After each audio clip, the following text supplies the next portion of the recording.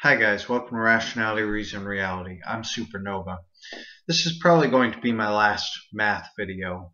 I imagine I've made that pronouncement in the past before, and perhaps I will take up the subject again, but I desperately hate doing it. I hate trying to explain the same things to the same people over and over, and I'm tired of what it does for my reputation. But despite the hit that my reputation takes, I would rather be right and ridiculed than wrong and renowned. So I'm going to give this one more shot and try to prove that people are approaching infinities in mathematics with a double standard. I've received comments since my first video that I put up where I tried to prove that the algebraic proof for 0.9 repeating equaling 1 was false. And I got many comments back then. I still do, and they are repetitious. I keep seeing the same ones over and over, and I got tired of responding to them, telling people that they were using a double standard. Nobody ever seemed to recognize it. Well, let's go back even further than that video, much farther back, and talk about Cantor, a German mathematician who came up with many of our current theories about infinity. He died in the late 1800s, broke and depressed, and not recognized for his genius because people laughed at him. They called his theories laughable and wrong and called him a science charlatan, and would not accept his theories until about 2 decades after he died. He got recognized and given an award. And it's not because he later clarified his theories. They were right all along. They were there for anybody to see and understand, and they wouldn't. And I can understand exactly why, because I've been rejected for many of the same reasons. Now, this video is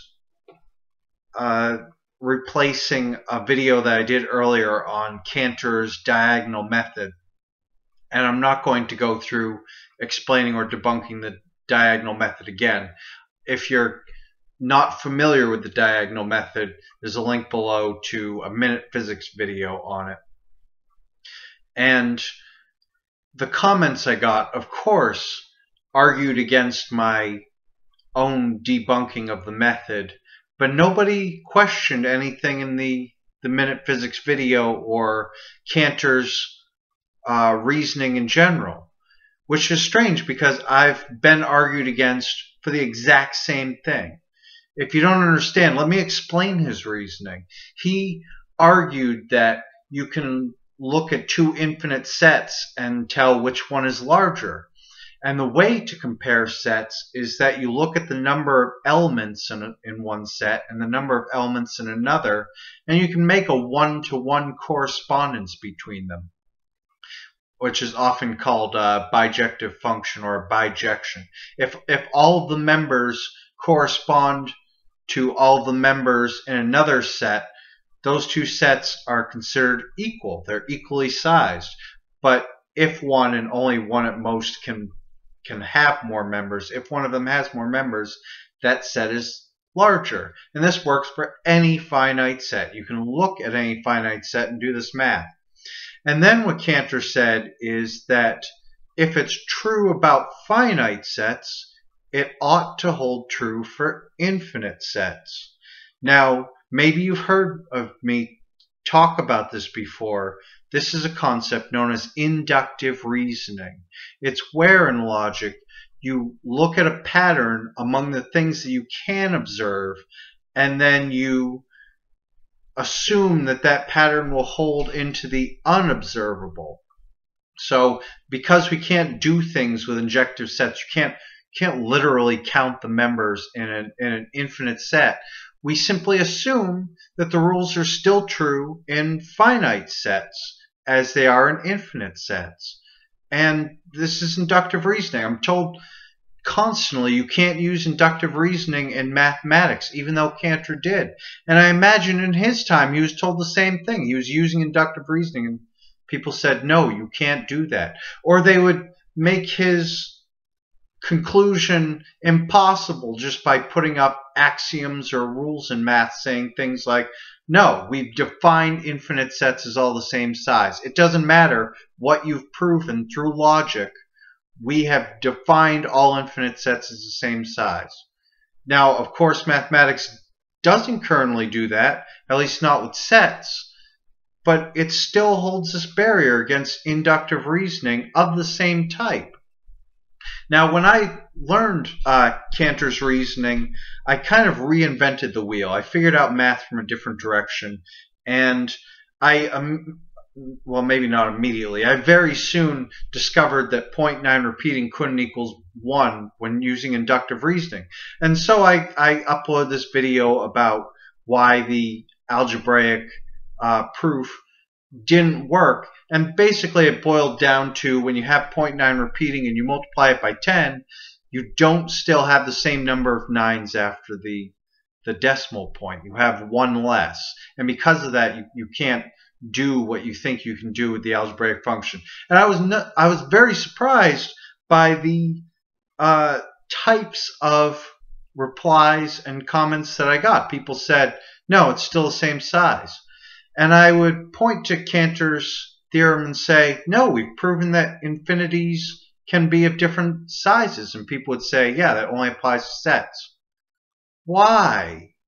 You can do the exact same things with digits in a number, between digits in two numbers, and compare them and see which one is longer. You can do that in every single finite number. You can find a one-to-one correspondence, and the one that has more digits after you do that is the longer number. There's no reason that can't hold into infinity, except by these arbitrary rules in math that say, no, you can't. And it's not because that's been logically proven. It's just because mathematicians will not accept inductive reasoning in that case, just like they didn't with Cantor. And because of that, discoveries aren't being made that could be made. We could progress math further if we actually used the logic tools that we have available. I also got comments saying that you couldn't multiply an infinitely long number, even though people did. There's another proof where you start with 1 divided by 3 equals 0.3 repeating, and then you multiply both sides by 3 and you get 1 equals 0.9 repeating. And I won't debunk that one here either. It's a little outside my topic, but people have no problem with multiplying 0.3 repeating by 3, and I would tell people that, and they'd say, no, it's the conclusion that makes that possible. Why? Why would that be possible? Why can't you multiply, for instance, 0.7 repeating by 3? People would say, well, that's not a real number. The result is something that we don't accept. It would have a single 1 at the end of several other digits, and I immediately knew that that was wrong. That's the exact opposite of how to use logic.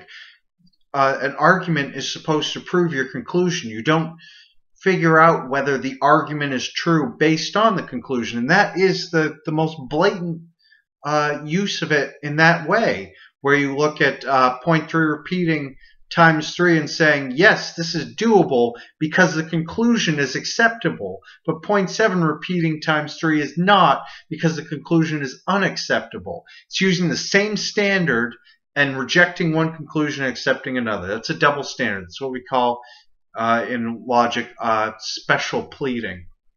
And so I'm making this case, again pointing out special pleading, and I know it probably won't matter. People still accept the conclusion that they've always been given and ignore the reasoning that I used to get here, and still accept things like Cantor's reasoning simply because they've learned it by rote. I think a lot of people out there don't even understand inductive reasoning, knew that he was using it, or even understand the steps. They just learn it and then they pass it on. And anything that sounds like that isn't exactly that, they can't quite draw the analogy, and so they just reject it. And so maybe like Cantor, I'll get recognized for my ideas posthumously although there's no practical purpose for posthumous recognition. Anyway, I hope you enjoyed that video. No more math videos coming. Peace.